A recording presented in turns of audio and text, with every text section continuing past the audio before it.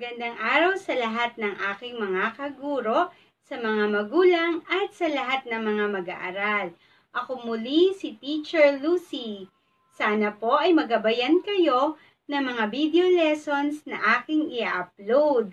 Alam kong sabik na kayo sapagkat tayo ay nasa ikalawang quarter na ng pagsasagot ng mga modules. Narito at tunghayan nyo ang mga videos. Huwag kalimutan ang mag-subscribe sa aking channel nang sa gayon kayo ay maging updated sa mga video lessons na aking i-upload. Quarter 2, Week 1 and 2, MTB MLE2 Milk Base. Paksa. Pagsulat ng talata gamit ang mga panghali-pamatlig. Ito, iyan, iyon. Panghali-panao. Ako, tayo, kami. Layunin. Nilalayon ng aralin na ito na mahubog ang kakayahan mo sa pagsulat ng talata gamit ang paksa at ang mga panghali-panao sa unang panauhan. Hangad rin nito na magamit mo sa pangungusap ang mga panghali-pamatlig. Pagkatapos ng araling ito, ikaw ay inaasahang makasusulat ng talata gamit ang mga panghalip.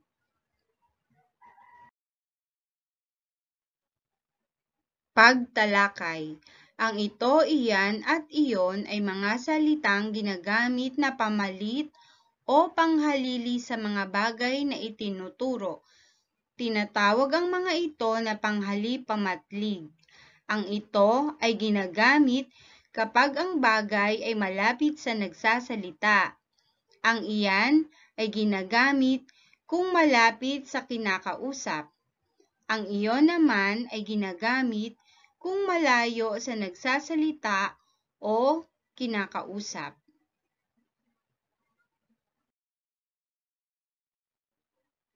Ang panghali-panao sa unang panauhan ay tumutukoy sa taong nagsasalita o kasama ang kanyang sarili. Halimbawa, unang bilang, ako ay mamimili sa bayan. Ikalawang bilang, tayo nang magbasa ng aralin. Ikatlong bilang, kami ay magsisimba sa linggo.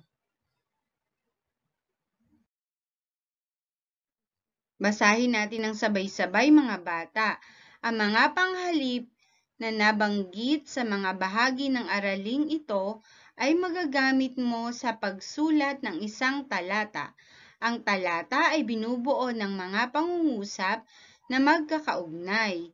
Ginagamit ang panghalip upang hindi maging paulit-ulit ang pagbanggit ng pangalan o ngalan ng tao, bagay, lugar o hayop.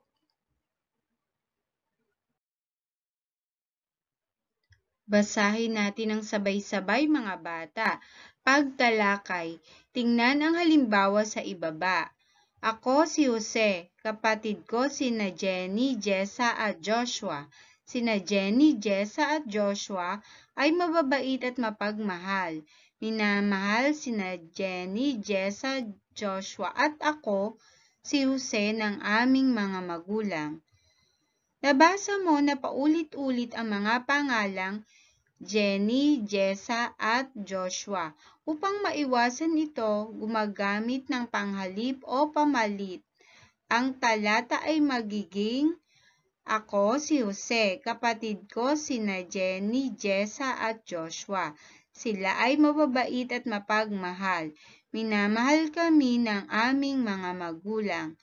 Hindi ba mas maganda ang pagkakahanay sa huling talata kung saan gumamit ng panghalip na panao na panghalili sa mga pangalang binanggit na paulit-ulit? Galingan niyo mga bata at tandaan ang ating naging pagtalakay. Gawain sa pagkatuto bilang isa. Lagyan ng check ang pangungusap na gumagamit ng tamang panghalipamatlig. Lagyan naman ng X kung mali ang ginamit. Isulat ang sagot sa iyong kwaderno. Ako ay pupunta sa Quezon. Ito ang module ko. Yan pala ang mag-aral ninyong kotse. Maaring i-pause ang video habang sinasagutan ang mga gawain.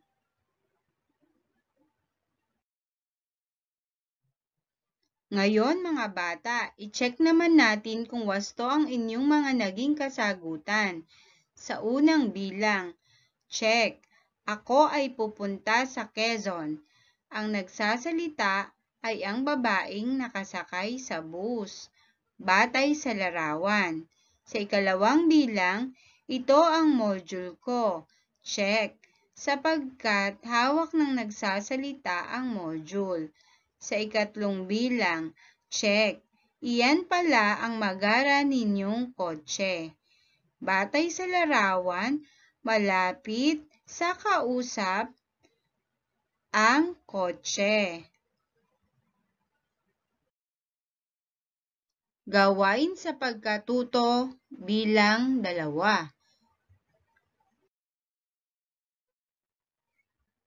Piliin ang panghalipamatlig na angkop sa pangungusap. Isulat ang sagot sa iyong kwaderno. Unang bilang, iyan, ako, ba ang bago mong bag? Ikalawang bilang, kanila, iyon, ang bago naming bahay. Ikatlong bilang, ito, akin, ang payong ko. Ikaapat na bilang, iyan, akin, ba ang sombrero mo? Ikalimang bilang, ito, doon, ay lapis.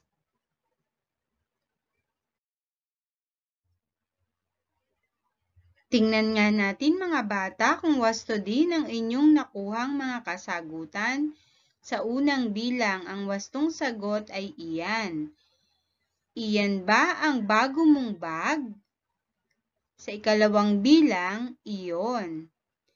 Iyon ang bago naming bahay. Sa ikatlong bilang, ito. Ito ang payong ko. Sa ikaapat na bilang, iyan ba ang sombrero mo? Iyan ang wastong sagot. Sa ikalimang bilang, ito. Ito ay lapis. Gawain sa pagkatuto bilang 3. Basahin natin ang sabay-sabay mga bata bago natin sagutin ang gawain. Basahin natin ang sabay-sabay. Umpisahan natin sa panuto. Piliin sa loob ng panaklong ang tamang panghalipamatlig. Isulat ang sagot sa iyong kwaderno. Unang bilang, akin ang dilaw na sombrero. Ito, iyan, iyon ang suot ko sa pamamasyal. Ikalawang bilang, ang damit na ito, iyan, iyon na hawak mo ay akin. Ikatlong bilang, nakabilad sa labas ang sapatos mo. Kunin mo na ito, iyan, iyon dahil umuulan. Ikaapat na bilang, ang module na hawak mo ay galing sa paaralan. Ito, iyan, iyon ay bago. Ikalimang bilang, ito, iyan, iyon ang lapis na hawak ko. Ito ay bigay sa akin ni Lola. Galingan niyo ang pagsasagot mga bata, maaring i-pause ang video. Gawain sa pagkatuto bilang 4.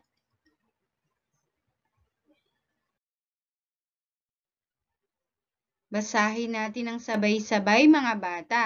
Basahin ng malakas ang maikling dialogo. Sagutin ang mga tanong sa ibaba. Isulat ang sagot sa iyong kwaderno. Lilibet, Alfred, Toto at Gary, kayo ba'y mababait at masunurin sa inyong mga magulang? Alfred. Ako po ay nakikinig at sumusunod sa ipinag-uutos ng aking tatay at nanay. Kayo, Toto at Gary, ganun din ba kayo? Toto: Opo naman, tayong mga anak ay dapat lumaking masunurin sa magulang. Gary: Tama, matuto rin tayong maging magalang sa kanila.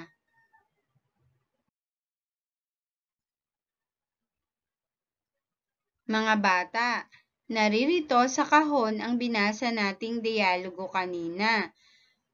Base sa dialogong ito na ating binasa, sasagutin natin ang mga katanungan sa kahon na nasa ibaba. Unang bilang, sino-sino ang nag-uusap sa dialogo? Ikalawang bilang, ano-anong panghalipanao ang ginamit sa dialogo? Ikatlong bilang, ano-anong mga panghalipanao sa unang panauhan ang makikita sa dialogo? Isulat ang inyong sagot sa inyong kwaderno. Galingan niyo mga bata ang pagsasagot at tandaan maaring i-pause ang video. Gawain sa pagkatuto bilang 5.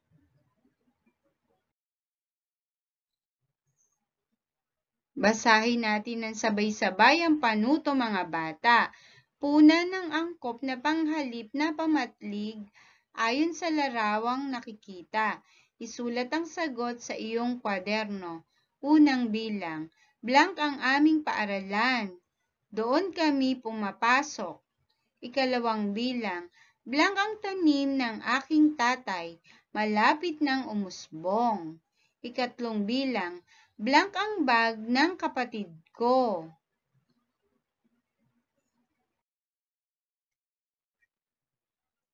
Ikaapat na bilang, blank ang bag ko. Ikalimang bilang, blank si John. Siya ang matalik kong kaibigan.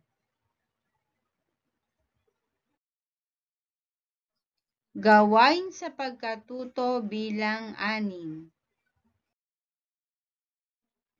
Basahin natin ang sabay-sabay ang panuto mga bata bago natin sagutan. Punan ng angkop na panghalip na pamatlig at panao ang mga patlang sa talata. Isulat ang sagot sa iyong kwaderno. Ako si Mel, isang batang nasa ikalawang baitang. Blank ay masipag mag-aral. Blank ang aking module. Hawak ko ito at binabasa. Blank naman na nasa dako roon ang gamit ng aking kapatid na si Mila. Blank ay parehong nag-aaral sa maghapon. Tinatapos namin ang mga gawain bago maglaro. Nag-aaral ka rin ba? Halika! Blank na at mag-aral.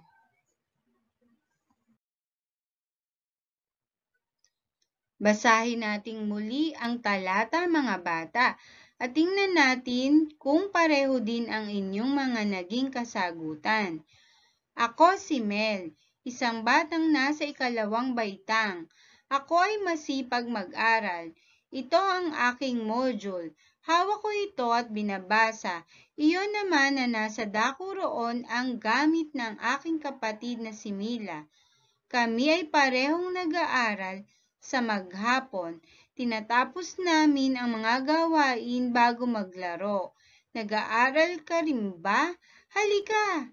Tayo na at mag-aral. Magaling mga bata, nakuha nyo ang mga wastong kasagutan. Gawain sa pagkatuto bilang 7. Basahin natin ng sabay-sabay mga bata. Unahin natin ang panuto. Isaayos ang mga pangungusap upang makabuo ng talata. Lagyan ng bilang 1 hanggang 5. Isulat ang mga panghalip. Gawin ito sa iyong kwaderno. Ako ay may 3 kaibigan. Kami ay laging nagtutulungan. Kami rin ay nagmamahalan. Mababait sila at mapagkakatiwalaan. Sila ay sina Kay, Myrna at Elisa.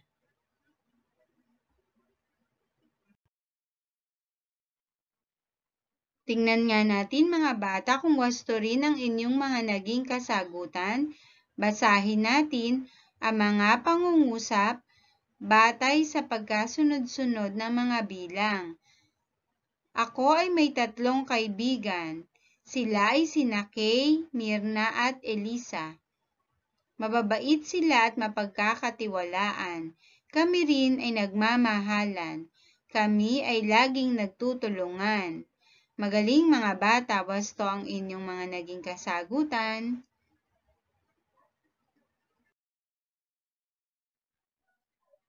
Gawain sa pagkatuto bilang 8. Basahin natin ang panuto mga bata. Sumulat ng 1 hanggang 2 talata tungkol sa paksang iyong napili. Sa lungguhitan ang mga panghalip na iyong ginamit. Isulat ito sa iyong kwaderno. Galingan niyo mga bata at kung mahihirapan kayo sa gawaing ito, maaari kayong magpatulong kay nanay o tatay, maging kay ate at kuya, kung sino man ang kasama niyo ngayon sa bahay. Galingan niyo! Gawain sa pagkatuto bilang 9. Mga bata, sa araling ito, iisip kayo ng mga letra na maaari niyong ilagay sa mga patlang upang mabuo ang salitang tinutukoy. Galingan niyo mga bata, basahin natin ng sabay-sabay. Natutuhan mo sa aralin na ito na gagamitin mo ang panghalip na kapag ang bagay ay malapit sa nagsasalita. Angkop naman ang panghalip na kung malapit sa kinakausap. Pipiliin mo naman ang panghalip na kung malayo sa nagsasalita o kinakausap. Galingan niyo mga bata ang pagsasagot. I-check nga natin mga bata kung wasto ang inyong mga naging kasagutan. Natutunan mo sa araling ito na gagamitin mo ang panghalip na ito kapag ang bagay ay malapit sa nagsasalita. Angkop naman ang panghalip na iyan kung malapit sa kinakausap. Pipiliin mo naman ang panghalip na iyon kung malayo sa nagsasalita o kinakausap. Salamat sa panonood at aktibong paglahok mga bata. Tandaan mag-subscribe sa ating channel nang sa gayon ang mga video ng ating mga susunod na aralin na aking i-upload ay inyong masubaybayan. Salamat! Paalam! Salamat sa panonood at aktibong paglahok mga bata. Asahan nyo, marami pa akong videos na gagawin para sa inyong lahat. Sana ay naibigan nyo at nakatulong sa inyong pag-aaral. Salamat muli at paalam!